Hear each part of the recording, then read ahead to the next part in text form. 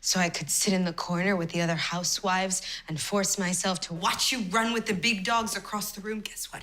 I am a big dog. Do I get to talk to wives at cocktail parties for you, trade recipes for you, plan dinners for you, live in this cage for you, and not breathe for you? Hello my beautiful darlings, welcome back to my channel. I hope you're having an amazing day today. And today we're going to talk about Olivia Pope, the problem with the independent woman. Let me tell you ladies, I'm obsessed with this show. I just finished the show really recently and I have a lot of things to say about it. In case you didn't see Scandal, there's going to be a lot of spoiler in this video, just saying. The TV show Scandals revolve around Olivia Pope, such an elegant woman. She's so inspiring, she's very smart, very independent, so she's very inspiring in a lot of ways, but there's a lot of mistakes that she's doing as well that we can learn from. So I love to do those little analyses on my channel, analyzing movies, analyzing TV shows, to really learn from it and really better ourselves as women. And in this case, Olivia is a very hyper independent woman. She's a high achiever, like she's constantly in her masculine energy. She is a fixer, the best of the best, handling political crisis with unmatched intelligence and power. Well, then why was he taken off the street, put in a patrol car, and brought to a police station? Because that sounds like an arrest, except an arrest would mean that you read him his Miranda rights, and you didn't read him his Miranda rights. Did they read you your Miranda rights? No. You didn't read him his Miranda rights. She maintains a close relationship with the White House. However, Olivia is a striking example of a woman immersed in her masculine energy. And one of the central plot of Scandal is Olivia's affairs with the President of the United States. I know ladies, this is crazy. If you haven't watched this show, definitely watch it. You're gonna be hooked, you're gonna be obsessed. She has an affair with the President Fitzgerald Grant, and I have a lot of things to say about it, ladies. Their relationship is highly romanticized, highly glamorized, but at its core it is an extramarital affair. I don't know why we've always glamorized their relationship, because Fitz was married to Melly Grant, and the show deliberately show Melly as like this monster, this horrible woman, manipulative. It's like they show Fitz as this poor little thing that he's trapped in his marriage and he cannot do anything. And they portray Melly as cold, calculating, and power hungry. It's meant for viewers to be on the side of Olivia and Fitz, obviously. So today we're going to talk about the mistakes that she was doing with her relationship with Fitz, the fact that she was a mistress, and how she stayed a mistress, like almost like she wanted to stay a mistress, because Fitz wanted to marry her and she was like, no, no, no, no, no. She wanted to stay this independent woman even in her love life. It's almost like her hyper independence was preventing her from finding true love, what she actually wanted. So we're going to talk about this today. This is very inspiring. A lot of my clients are hyper independent women and they have trouble with their relationship. So this can be very much a very inspiring video. So if you want to know more on this beautiful Scandal, keep on watching. But first, just wanted to let you know that if you want to see more of my content, I talk about fashion, femininity, old Hollywood glamour, seduction, dating, and anything to make you become a highly feminine lady and to upgrade your confidence and to make you feel like the prize again. Feel free to join the channel, the link is down below, and also follow me on my Instagram and on TikTok. And also, if you want to become this goddess, this high value goddess, to become this woman that is treated like royalty, to become this femme fatale goddess, shifting your energy into this woman that knows her power, shifting into your feminine energy, having fashion lessons to look like a high value queen. Feel free to join my femme fatale siren course, the link is down below. Also, for all of my single ladies, I have a new ebook that really will upgrade your selection process and how to vet men properly, how to recognize a high value man, how to behave on dates, where to find high value men, how to present yourself correctly, and how to attract them correctly. So how to vet them and how to attract them. The link is down below, and the ebook have a temporary discount. In case you want to grab it, don't miss this opportunity. Olivia's masculine energy. We have to talk about the fact that she is constantly in her masculine energy. Even though I love Olivia, okay, that's why I dress like her. She dressed impeccably, really classy, really amazing. Like, you can be inspired by her style if you're a working woman. This is like the ultimate style, the classiest. Oh my god, her coats, her pants, her jackets, it's like tailored to perfection.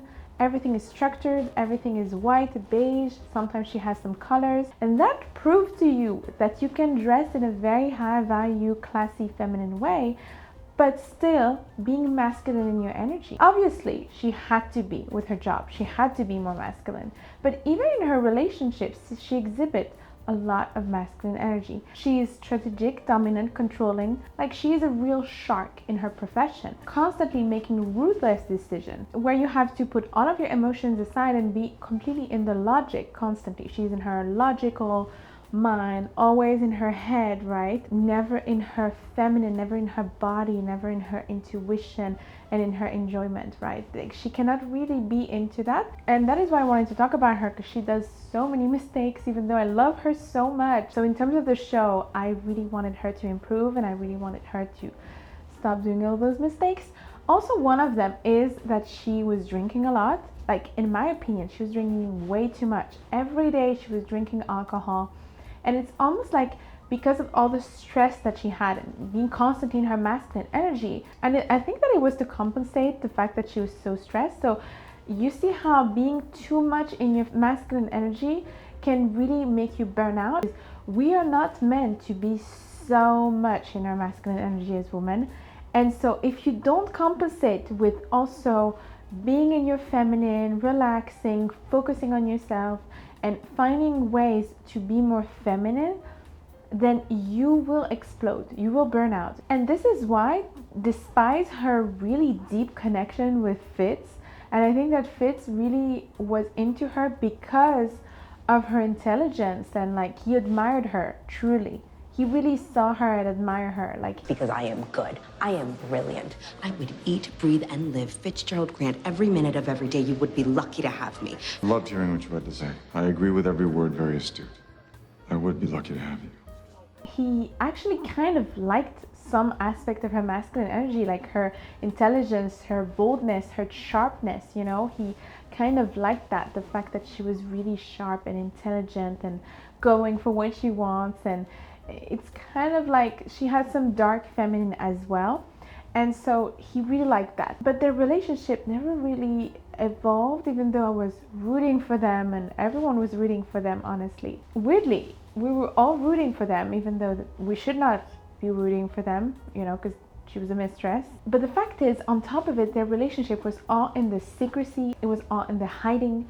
It was never a real relationship, you know. It was never like, hey, let's talk about this, let's do this, you know. It was always in little corners, secrecy, in some dark places, like, oh, we cannot be seen. It was like some little kisses sometimes here and there. It's not a relationship. So their relationship was all in the fantasy. That is why it was kind of doomed from the start, because it was never a relationship. It was only a fantasy. Just like when women become a mistress, they are like in this fantasy world of what could be, what it could be with him, or him also what it could be with her. They don't have the real day-to-day life of what the wife has. The thing is, once Fitz divorced from Melly, their relationship does not work. It kind of loses its allure, right? So they were just thriving on the fantasy, on the secrecy, on the, oh, it's not allowed, it's dangerous, you know? Which I truly want you to understand, that being a mistress should not be glamorized, and being a mistress is really not an option for you when you're a high value woman. When you are a high value woman, you value yourself too much to be put in that position, because you're second place in that case. You're not even second place, you're used.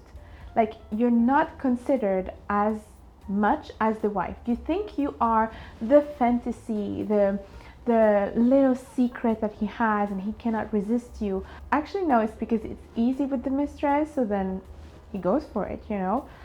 But the wife actually has all of the other advantages. She's publicly with him. She has the marriage, the contract, the house, the money. She has all of the advantages. The mistress, nothing. So when the possibility of a real relationship presented himself, Olivia resisted. He wanted to marry her. He divorced his wife. He wanted to be with her. He was like, I'm in love with you. I want to be with you. Let's get married. And she's like, wait a minute. No. No. Olivia you, Pope. Fitz, please get up. I thought this is what you wanted. This is not what I wanted. Not some fake storybook romance. And everything can be explained on this particular scene. This particular scene explained the relationship of Fitz and Olivia. Like, for example, she voices her dissatisfaction saying, I have to do cocktail parties for you, dress up for you, exist for you. Do I get to talk to wives at cocktail parties for you, trade recipes for you, plan dinners for you, live in this cage for you, and not breathe for you? Olivia. Be your housewife, your girlfriend, your property. Like, she felt that she was trapped in a cage with him. She was really uncomfortable with the idea of being in the background while Fitz was the president. He is the power, he's the big dog, right? So I could sit in the corner with the other housewives and force myself to watch you run with the big dogs across the room. Guess what? I am a big dog. He is center stage, which is normal. He's the president. But it's like, as an independent woman in her masculine energy, and I see that with a lot of my clients, she wants to be the star. And she's not able to share that and to let him be the star, kind of. So as women, when you are with a very powerful man like him, he's the president, that a man that has money, the man that is successful, that has multiple companies, you have to have the ability sometimes to be in the background, to be the wife, to be the high value, beautiful wife, but you're not the center of the attention now. He is, because that's the party of his company. Maybe it's the president, it's a very important dinner. You have to be able to be like the first lady, the woman that is able to compliment him, and maybe another time it's gonna be your time to shine, right? I see that with a lot of women nowadays is that they're not able to let him shine. They want her to shine all the time. I don't know what you've been doing this entire time. What are you talking about? I'm talking about you. Strutting around here, wielding your undue influence and your power capes like you run the damn place. Bitter. So they're going to create drama, they're going to create a lot of stress, and they're going to do a lot of mistakes with those type of men, because those type of men are very particular, and I think that you have to be a very particular type of woman to be able to do that. And if you're too independent and too masculine, then it's not going to work. In the truth, Olivia enjoyed being the mistress, I think. She enjoyed being the mistress more than the wife, because as the mistress, she had her freedom. Her freedom was very important to her. But the role of a wife, which required devotion, it required a lot more work than being just a mistress. It requires sacrifice, shared responsibilities, taking care of the kids. It's something Olivia never truly wanted. I think she never truly wanted that. She even said to Melly, you kept him unavailable, so it was good for me because you were taking care of all the responsibility of what it is to be a wife, and I would just have the fun and the passion with him, you know? With you around, I didn't have to. I had an out. You were my out, Melly. You kept him unavailable. I want to talk about Melly Grant, the misunderstood wife. I think that a lot of people misunderstand her. She, under trauma, sacrificed herself, sacrificed a lot of things for Fitz. She played the role of a wife while he was betraying her. She was really doing everything for him, for his career, to be like this perfect first lady, this perfect wife, like portraying that at least. I took everything you offered me over the years, your love, your support, your unwavering belief that I could be great. I took it all and used it to get here. And I didn't always say thank you, but deep down I knew how I got here. She sacrificed herself a lot, and the show demonized her. You think you can just apologize to me after years of treating me like a mutt? I have sacrificed so much for you. At least in the beginning, I think that I really like the fact that afterwards, even Melly and Olivia became almost besties. They became best friends and they worked together. But I think Melly represents the reality of a lot of women and how they dedicate themselves to their husband, and then the betrayal that he's doing by her replacing her by another woman afterwards, because she lost herself. Also, they did not really have physical intimacy because of what happened to her again. And there's this powerful moment in Scandal when Olivia is in the White House. Okay, she is not the mistress anymore. They are together, and then she found this bottle of alcohol. Melly had this bottle of alcohol in her closet, and she offered it to Olivia. She said to her, "You will need it." It just translates also this feeling of it's actually really hard to be on Melly's place. Like, it's actually really hard to be the wife, the first lady, everything. Like, she said, "You're gonna do everything for him, you don't exist anymore." She said that to Olivia. Saying to Olivia that what she think in her head of the relationship with Fitz is just a fantasy. Like, she doesn't realize the reality of being the wife of the president, especially because it's not just the wife of anybody, it's the wife of the president. So that means that your whole life is scrutinized. You have to be like absolutely perfect in every situation. You have to put him forward. He is the star, you are in the background. And Olivia is not used to that. You know, she has her own career, she has her own things. She is this shark, as I said, super smart, and everybody knows her. So she doesn't really like to be in the background. Olivia Pope represents a modern independent woman that prioritizes power and success and money and influence over traditional roles. I feel like they had an idea of going into the Vermont and her making jam and having kids. I bought the land and I had it built. I couldn't really be mayor, but you can make jam. And there are bedrooms for lots of kids. They had this beautiful dream about being together and going to Vermont and having kids together and everything, and settling down, making jam, raise children, and Fitz being the mayor. I think this is a really good dream, but I don't think that's what Olivia wanted. She didn't want that. She was actually raised by her father. Her father was like, "You're not gonna be just the first lady. Are you gonna be that mediocre?" At the very least, you could have aimed for Chief of Staff, Secretary of State, First Lady. Do you have to be so mediocre? He saw being a traditional housewife or a first lady as being mediocre. So he raised her like that. She saw it like that too. She wanted to be more, right? She had to be better than everybody else. She had to be more. She wanted to be this highly successful woman, like ruling the country, basically. You have to be what? Twice as good. Twice as good as them to get half of what they have.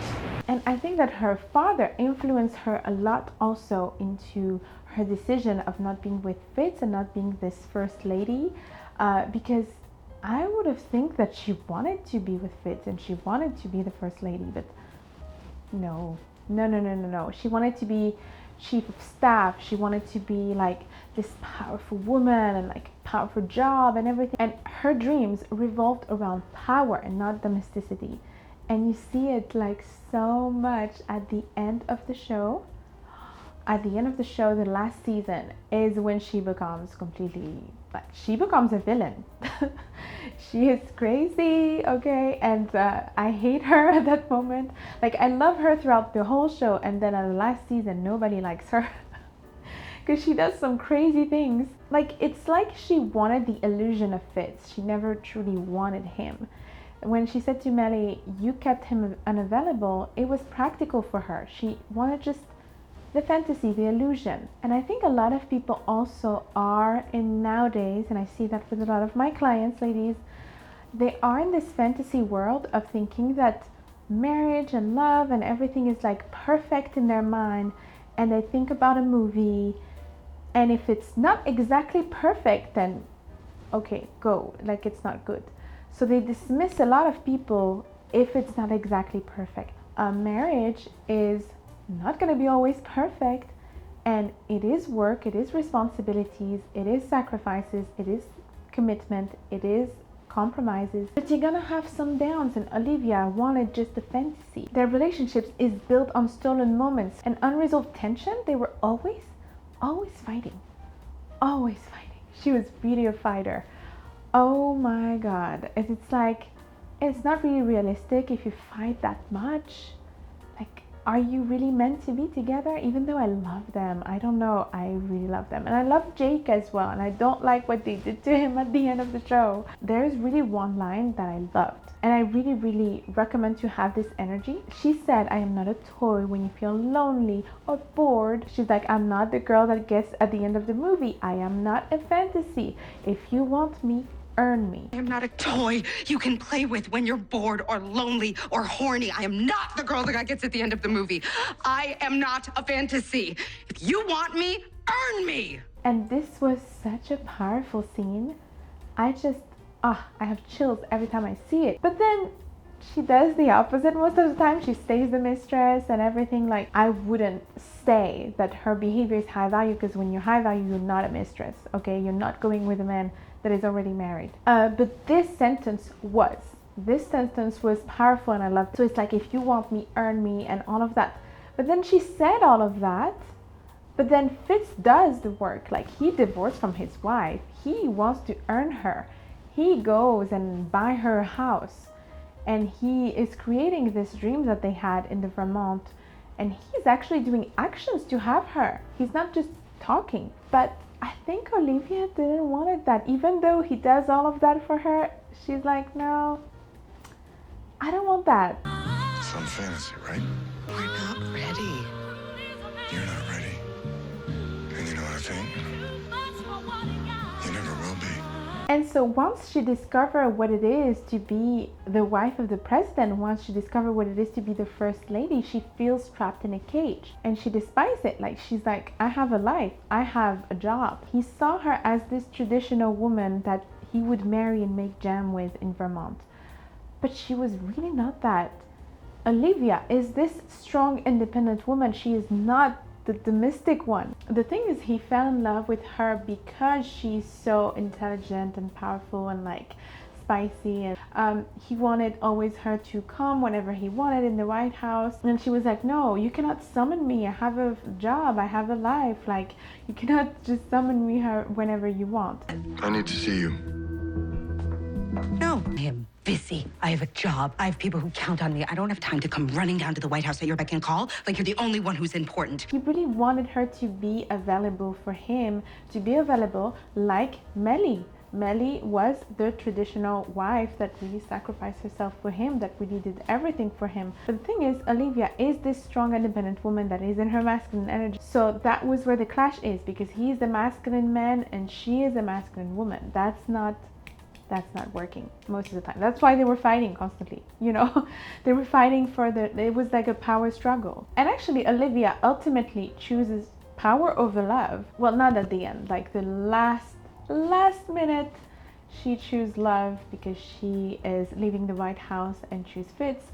But in the last season, you see Olivia, how she truly is. She is this woman that is more power hungry. You have to stop thinking of me as an employee and start thinking of me as what I am.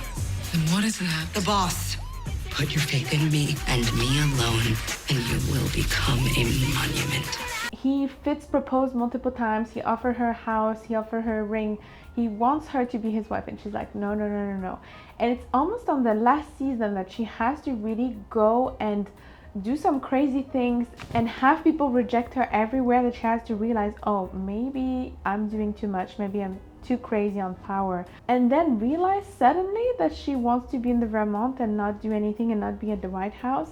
I really was surprised that she was leaving the White House actually at the end, that she didn't want to stay with Melly, because Melly becomes president at the end. I know, it's like, it's a full-on TV show that is crazy. The thing is, Olivia is the representation of her father. Olivia embodies the modern dilemma of many independent women. She has the career, she has the power, the influence, the money. A lot of women think that, okay, if I'm this independent woman, if I'm having a lot of money, if I'm having a lot of success, I will automatically be rewarded and have a lot of success with men as well. They're going to be wanting to be with the type of woman that is their equal. And it's not the case. They have more struggle. And on top of it, she is in this struggle of constantly being in her masculine energy, so she does not allow herself to be vulnerable. She resists the emotional intimacy. Like, even though you can feel that she's in love with Fitz, he wants to marry her and she's like, no, no, I don't want to lose my freedom. Like, she resists that emotional intimacy. She prioritizes control over connection. And you can see sometimes the glimpse of the feminine energy of Olivia when she's with Fitz. When she needs him also, her feminine comes out. But it's not all the time. And that is why he saw that potential. He saw that little feminine energy coming out, and he was like, ooh, maybe I can transform her and I can show her that I can love her and take care of her and everything. She's not the fantasy he built in his mind. She's a powerhouse. The character of Olivia was not written to be a domestic wife, and she was not even written to be a mother. When you see how she is in her life and everything, there's not much space for a child. Like, she's constantly running everywhere, even what she's eating. Like, it doesn't scream domestic wife. She's eating very unhealthy. She's just eating popcorn and wine every day. And that sometimes you sabotage your own self. Like, I see that sometimes with some of my clients. They say to me, like, they're maybe older women, they have a big career, they're very successful in their career, but they never found love and they want to get married. And most of the time I'm asking them, okay, what is your selection? What is your plan? What is this? What is that? And I see sometimes that they sabotage themselves. And I'm like, do you really want to get married? You don't really embrace that desire, and that desire is not really in you. And you therefore sabotage everything to get to that desire because you did not embrace it fully in your body. So Olivia is the same thing. Like, she says maybe that she wants to be with Fitz, she wants to be a wife.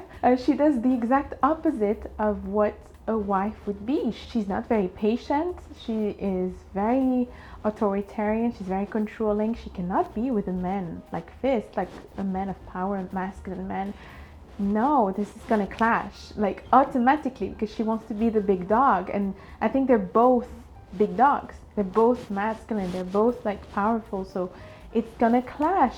Not everybody can be like the leader in the relationship, right? It's a real struggle that women face every single day to feel like, okay, do we want to have it all? Do we want to be housewives? Do we want to be career women? Do we want to have a business? Like when Olivia was talking about making jam and being in Vermont, being where nobody is, when actually she's always in the center of everything. I was like, she said that she wanted to do jam. Can you imagine Olivia doing that? I don't know. I would never imagine her doing that. Like, she doesn't want to be in the corner with the other housewives. You see, like, how she sees a housewife is very demeaning. She is in this mindset of, like, this mindset of this society. Sometimes societies also has a tendency to demean housewives.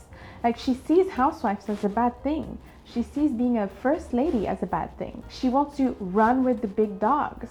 Like, I don't want to be sitting with the housewives while you run with the big dogs. I am a big dog. She loves power. She wants to be running the country like him. Like, in this entire show, being a housewife or being a first lady is, like, seen as bad, when actually I think this is, like, great. I would be the perfect first lady. Like, give me give me that job, when actually being a housewife and being a mother is the hardest job in the world, and they should be more emphasized. And even Melly, she said at some point, I want to be remembered as more than just a first lady. You will be remembered as one of our nation's greatest first ladies. I will be remembered as the wife of a man who did something with his life. And I think there's nothing wrong with being a first lady. Like, a first lady is very important. You remember Jackie Kennedy. She was this perfect first lady. So I don't know why they push this narrative of being a housewife or being a first lady or being feminine, actually. Being more in your feminine energy is bad. Like, this is a very masculine energy oriented show. Even how they talk is super fast, super masculine, super sharp. There's nobody that is truly feminine. You know, even Quinn, at the beginning, she was maybe a bit more soft, and then she became harder and harder and harder. Even Abby. The show never portrayed a lot of feminine energy as a good thing, which I think that was interesting also to analyze. That's interesting to see the contrast, like the opposite of some other shows, like some Legally Blonde that really embrace the femininity even as a woman that is working and that is independent, you know. This show was like, no, no, no, they are just masculine, full on, you know. Fitz was just seeing her as a fantasy. He was like, it was this energy of I cannot control myself around you. He was seeing her as this perfect Olivia, not capable of doing nothing wrong, right? When actually she is capable of the worst. She is. He doesn't want her to be in her masculine energy running the place. He wants her to be in her feminine role with him, loving, caring, you know? And after she was kidnapped, I think that's when Olivia changed for real. Like, she became really dark, and she really became someone that is capable of doing anything, that is doing really dark things for power. That night, after, I slept better than I have in a year. It felt good, crushing his face with that chair. And I think that Fitz never realized that. He fell in love with her at the beginning when they met each other, and she didn't have that big of a career and that much power at that time.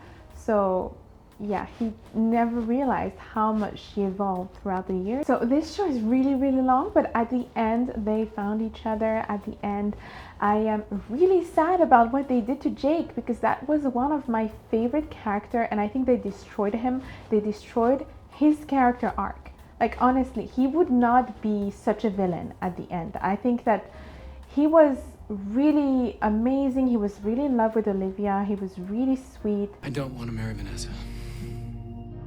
I want to be with you.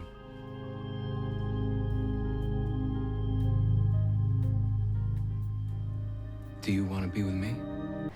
He was one of my favorite characters also, and I think they just destroyed his character just to make sure that Olivia and Fitz end up together. I don't like that. Just give him a happy ending in some way. They put him in prison. Like, that's not a happy ending. And also, why they did not put Cyrus in prison? Cyrus is the full-on villain. It's really, really bad. I don't know, like, nobody talks about the awful ending of Scandal. That was awful. I don't know. I'm so disappointed with the ending. Who else is disappointed with the ending? And I was like obsessed with that show. So I don't like when they ruin the ending like this. It's just frustrating. So let me know what you think of Olivia and Fitz in the comments down below. What you think of this dilemma, what you think of the independent woman archetype. I really want to know all of your opinions in the comments down below. Thank you so much for watching, my beautiful darlings. I hope you liked it, and I hope it was really helpful for you. Also follow me on my Instagram and on TikTok, and join my Femme Fatale Siren course in case you want to become this wonderful feminine siren. Until next time, I'm giving you a lot of beautiful kisses, and take care of you. Stay fabulous. If you want me, earn me.